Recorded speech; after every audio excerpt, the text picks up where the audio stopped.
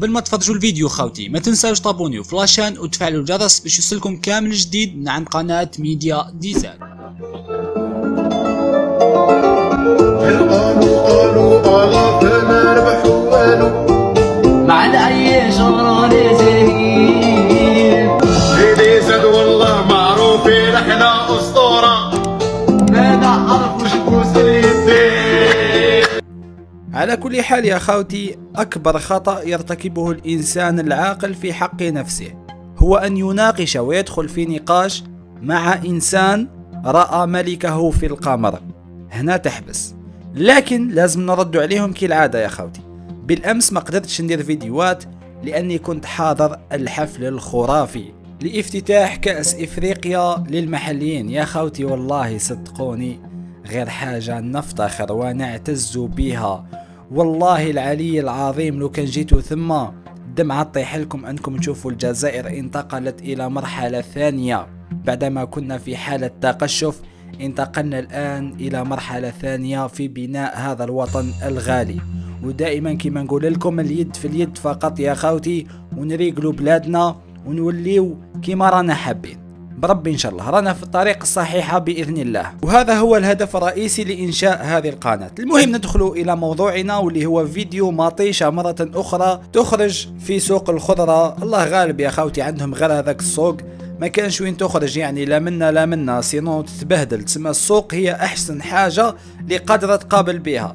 المهم يا خاوتي مع ناس فايحين كيفها حبوا زعما يحصلوا في الكبرانات تاع الجزائر والخرطي هذاك سبب عدم تنقل المنتخب تاعهم الى الجزائر بعد المسرحية التي ردت عليها الجزائر بكونتر خطة كالعادة. بلا ما نوصي يا خاوتي كامل خليوا لايكات للفيديو هذا. زكارة في المراركة اهبط لتحت خويا الجزائري، ادعم القناة باللايك تاعك لانه السينيال طاغي من عند المراركة. نبداو الفيديو وراح نحبس بزاف في الفيديو هذا لانه راح نرد عليها في كل كلمة تهدرها من الاخر، راني متحلف فيها ومتحلف فيهم كامل. نبداو الفيديو. هذه قناة شوف تيفي، مرحبا بكم في هذا البث المباشر من مدينة الدار البيضاء، او بالضبط من قلب سوق الجملة للخضر والفواكه. واليوم مهزلة أخرى من مهازل الكبرانات والعسكر ديال الجزائر. مضحك جدا هذا الشيء اللي واصلين ليه هاد الناس هادو. انا يتبان لي يا خاوتي المهزله انك صحفيه قاعده في سوق تاع خضره، والله ما يسوى 1000 فرنك يا خاوتي. لو كان يجيو هذوك تاع حقوق الانسان يسيزيو لهم السلعه كامل يا جدك. شوفوا كيفاش راهم فوضى وجايين يحكيوا على الجزائر. وهذا الشيء ماشي غريب على دوله يحكمها العسكر، والشان ما بقى ليه شان اني ولا كيتنظم في دوله العسكر. المشكل تاعهم الوحيد والاوحد هو الجيش الوطني الشعبي يا خاوتي. والله يا سواء هذو الخانزين، سواء خونة الجزائر، سواء الدول الأخرى يا خاوتي، المشكلة تاعهم الوحيدة هو الجيش الجزائري. اليوم كنتسائلوا كنطرحوا تساؤلات كيف يعقل على ان هذوك الجيران اللي هك ولا ما عرفتش هك كيدخلوا السياسة في الكرة. حنا دولة عريقة، العمر ديالنا كثر من 12 قرن. ما تمسخريش ما عليناش. دولة عريقة نتوما، هيا مدوا لي واش درتوا في التاريخ تاعكم. انا حاب تمدوا لي كاش حاجه يعني درتوها في التاريخ تاعكم من غير الخيانات، لانه اذا تكلمنا عن الخيانات بالك نلحقوا يا خاوتي صح 12 قرن من الخيانات.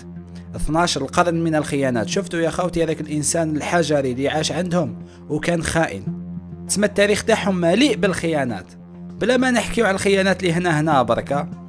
واخرها باينه تاع دوله فلسطين كي خانوا القضيه الفلسطينيه.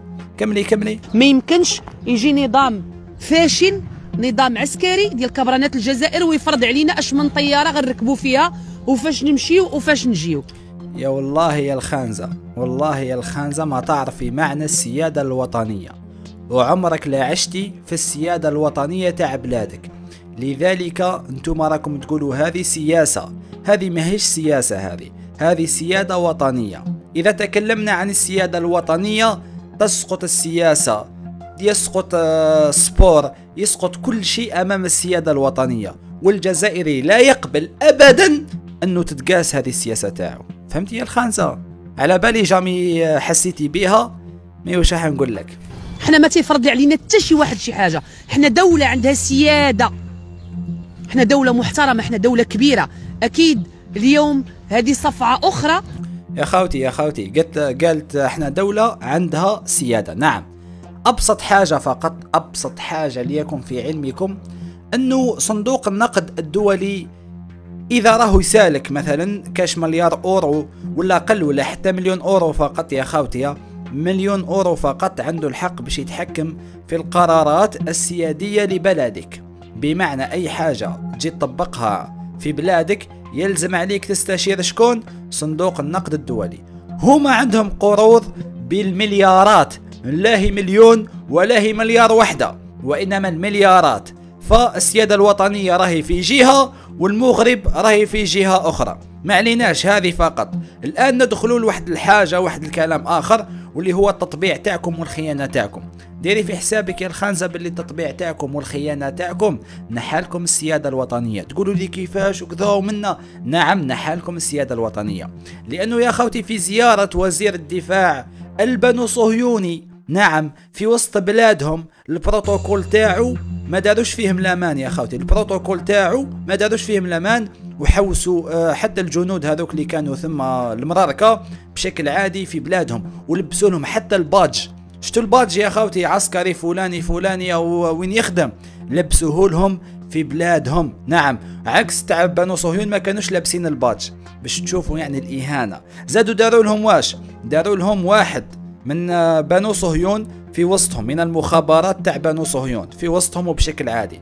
إذا أردت أن تتكلم يعني السيادة غير ما كلا، غير اسكتي خلك.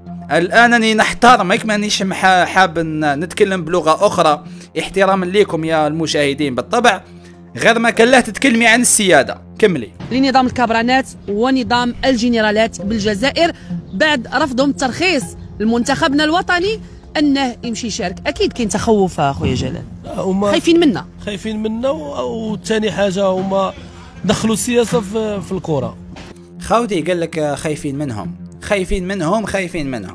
قلت لكم دوك نرد على كل حاجه تقولها، ما نخليش حتى نقطه تحكي عليها هذه الخانزه وما نردش عليها فيها. شوفوا يا خاوتي، حكايه خايفين منهم ليكون في علمك يا الخانزه يا الفايحه يا الخامجه المغربيه باللي المنتخب المحلي تاعكم تم تفكيكه مؤخرا، ما عندهاش عام، من قبل شكون؟ لقجع. بسبة شكون؟ بسبة الهدف تاع بلايلي، بسبب خروجكم امام الجزائر في نصف نهائي كأس العرب. هذيك هي السبب اللي خلى لقجع يقوم بتفكيك المنتخب المحلي. الان ما عندكمش اصلا منتخب محلي، وما كنتوش راح تشاركوا بالمنتخب المحلي، وانما بمنتخب اقل من 23 سنة. شفتي مليح يا الخانزة حكاية الخوف؟ ما الخوف قالوا نخافوا منهم يا خاوتي، يا خفتوا لا يتعاود لكم الهدف تاع بلايلي وينسي الشعب تاعكم في الاحلام تاعهم. معليش كملي. منين غادي ينظموا كاس خاصهم يكونوا قادين به، ما يبقاوش يدخلوا السياسه. داكشي الجبهه ديال هذا داكشي بعيد منه. حنا غادي نلعبوا كره. وشي الفضيحه اللي طرات مع الشبان فاش كانوا، ماشي فضيحه هذه، ماشي فضيحه، شوها من جميع المعايير. الدراري صغار مساكن كانوا العصا، مشاو يلعبوا كره ولا واكلين العصا، دخل لهم حتى الجمهور. ما كاين لا تنظيم لا بوليس. حنا راه ماتش ديربي، تلقى البوليس اكثر من الجمهور. ديربي داك الشيء على اكمل وجه. الديربي ديالنا لا جلال، لا يمكن ان نقارن ما لا يقارن. راكم تشوفوا يا خوتي عم يجبدوا يعني في حكايه الاولاد الصغار هذوك اللي جاو عندنا للجزائر هنا وداو السقله. واش قلت لكم في الاول؟ واش دائما نقول لكم يا الخانزين يا اللي ما تفهموش باللي الجزائري ما يرونديش، والله ما يرونديش. تكون صرات في الجزائر عندكم بعد في المغرب راح تلقى اللاعبين الجزائريين يسقلوا اللاعبين تاعكم بشكل عادي. علاش؟ لانه الجزائري ما كانش كيفاش توصلوا وما يديرش كاش حاجه معك. غير انساها بعد. هما استفزونا في هذيك المباراه يا خاوتي، استفزوا اللاعبين الصغار تاعنا، واللاعبين الصغار بدورهم عطاوهم طريحه. باش تقولوا لي انه الجمهور قاسهم، ما قاسهمش الجمهور، لانه الامن الجزائري خرجهم بشكل عادي. ما تبداوش يعني تحلوا في فمكم وتحكيوا على الباسي، احكي لي على درك، وما تقوليش رياضه ما رياضه والسياسه وكذا. رياضه هنا في الجزائر تجي تلعب كره قدم، والله لو كان جيتوا سيستقبلونكم احسن استقبال، لأن الجزائر ما عندهاش هذيك الحوايج هذاك التمسخير هذاك كامل.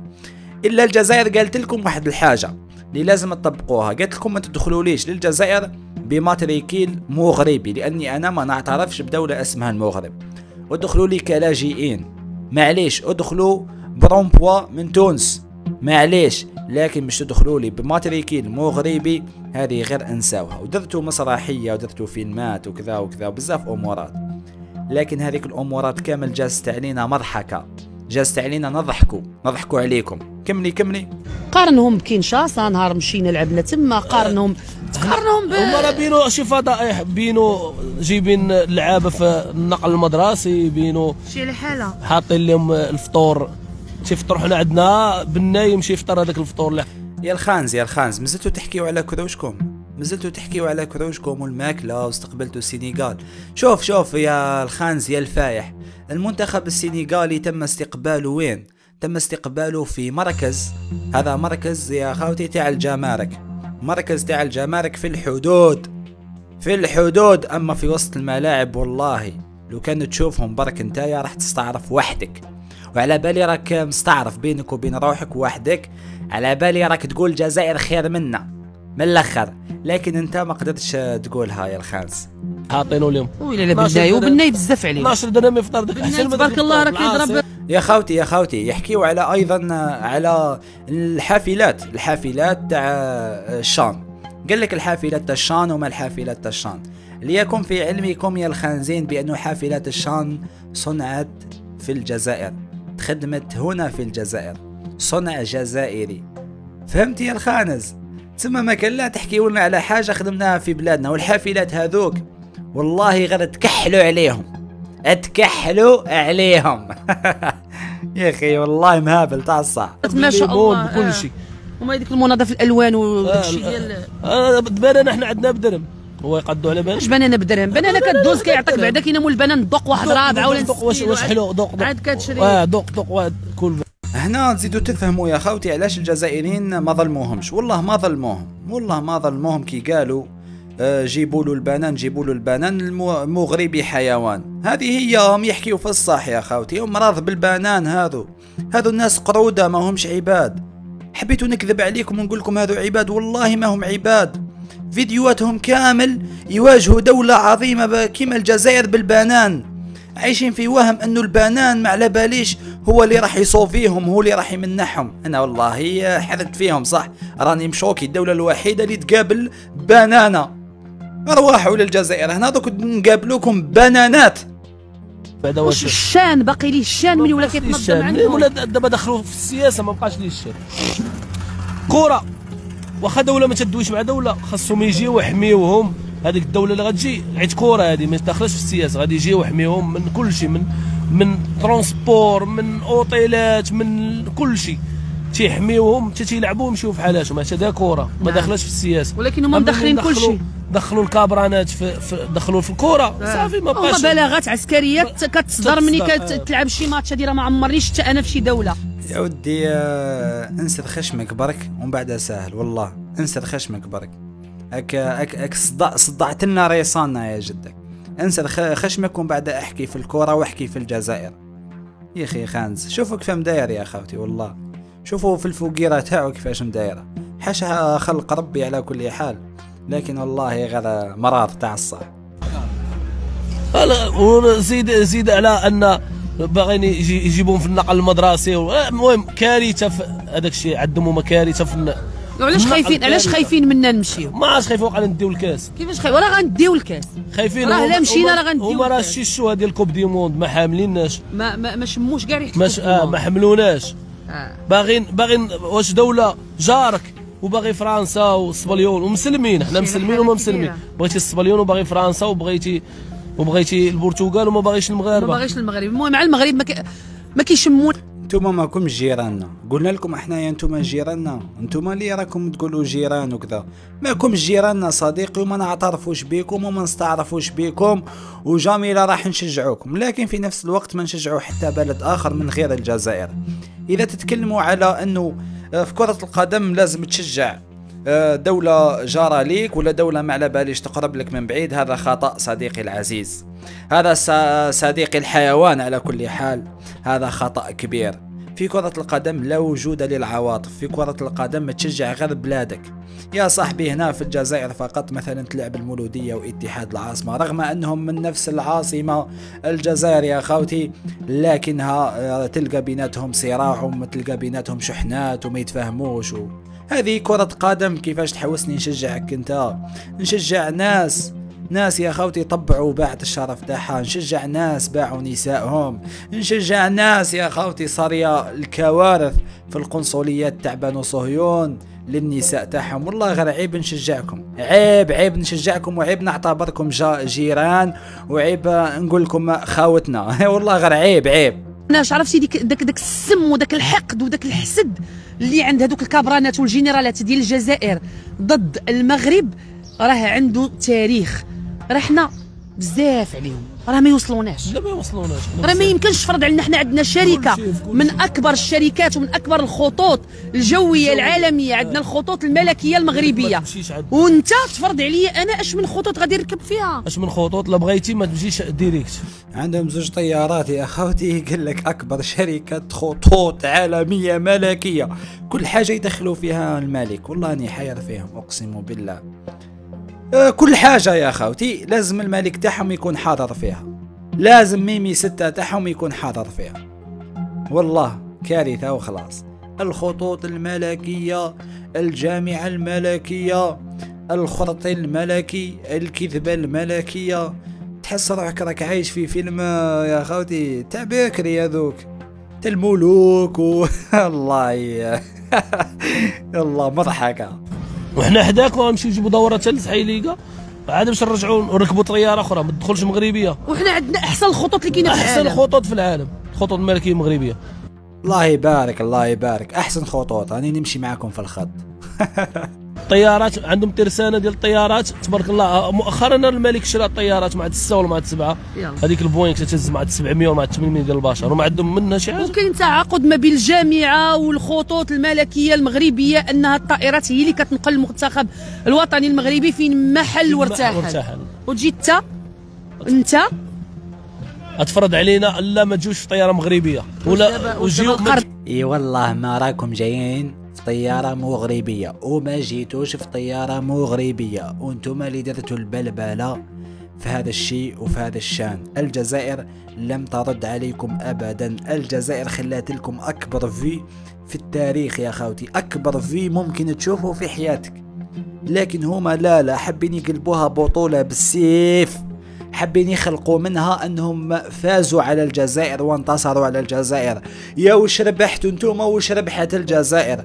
الجزائر البارح بهدلتكم، الجزائر البارح جابت لكم مونديلا يحكي امام رئيس الفيفا ويقول لكم هذاك الحفيد تاع مونديلا فري الصحراء الغربية، يقول لكم فري فلسطين. انتم ما جيتوش بسبة هذا الشيء، بسبة واش كان راح يصرى على بالكم بلي الجزائر ماهيش سهلة. وتجيو يا الخانزين دركا تتكلمون على البنان وعلى التفاح وعلى التشينا. علاش غير تاع كروشكم انتم تخموا في كروشكم؟ فهمتوا يا خوتي علاش سهله انك كيما نقولوا انك تتحكم في مغربي بكعبه بنان برك؟ والله واش نقول لك، بكعبه بنان يدير كلش، يبيع حتى النفس تاعو. مرض نفسيين بالجزائر يا خوتي، صدقوني غير مرض لواحد درجة يرقدوا بينا وينوضوا بينا.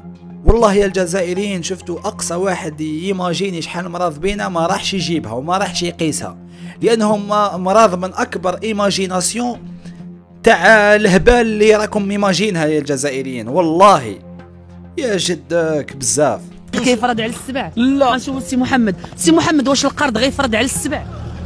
لا. واش القرض غيتحكم في السبع؟ لا. واش عمرك شتي السبع خايف وكيتخلع؟ لا. حنا السبوعه ما كنتخلعوش، وليداتنا رجاله. مالك مخلوع؟ قال لك احنا السبوعه ما نتخلعوش. يا اخي حاله مانيش حاب ندخلك في حكايه السبوعه والاخر لانكم انتم قطوطه مالكمش السبوعه على كل حال، لانه عيب حتى نقدمكم بواحد 1% من عندكم اسبوع. انتوما قلت لك طوطه الملك تاعكم بالك خرج له كاش قط ولا خرج له كاش فار، شبهه للسبع وقال هذا هو السبع وتسميته السبع. هذه حكايتكم. لانه عمره ما شاف سبع حقيقي، لانه السبوعة تواجه، سبوعة ما تهربش، وانما الضبع اللي يهرب. انتوما ضبوعة، انتوما سباع يواجه يا خوتي. سباع علاش سماوه ملك الغابة؟ لانه يواجه. نتوما ما حبيتوش تواجهوا، ما حبيتوش تجيو للجزائر وتديو السقلة من عند المنتخب الجزائري، وانما هربتوا. كيفاش تقولوا احنا سبوعة؟ انا حبيت نفهم يا خوتي واحد الحاجة واحد نظرية اللي راهي تدور عندهم في المغرب، انه كل حاجة لازم تكون بطولية عندهم. فهمتوني ولا ما فهمتونيش يا خوتي؟ والله الاذان يذن. كل حاجة يديروها لازم تكون بطولية، سواء كانت خسارة ولا فوزا. إذا خسروا يلقاو لك السبة، وإذا ربحوا يلقاو لك السبة. على كل حال جامي يربحوا أمام الجزائر. أنا نحكي لك على عفايس واحد أخرين، يعني جامي يربحوا أمام الجزائر. من المحال والمستحيلات باش تربح المغرب الجزائر في جميع المجالات، مانيش نحكي على كرة القدم برك. المهم نحبسوا الفيديو هنايا لأنه كون زيد معاهم شوية هكذا نخرجوا عن نطاق الحديث بكلام على بالي ما همش حابين يسمعوه، احتراما ليكم برك. على كل حال يا خاوتي نتلاقاو في فيديوهات قادمة، وما تنساوش ادعموا القناة فقط باللايكات تاعكم، والسلام عليكم. تحيا الجزائر دائما وابدا. وفي الأخير ما تنساوش ديروا لنا جام وتشاركونا رايكم في التعليقات. سلام.